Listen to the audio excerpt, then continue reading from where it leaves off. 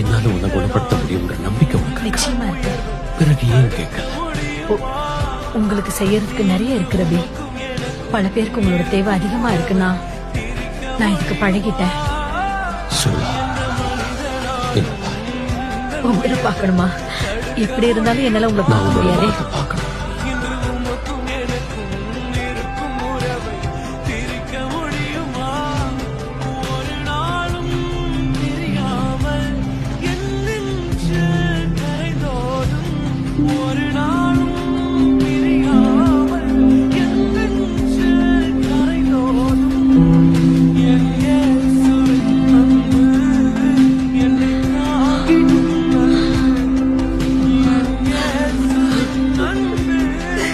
சரியாயிடுச்சா?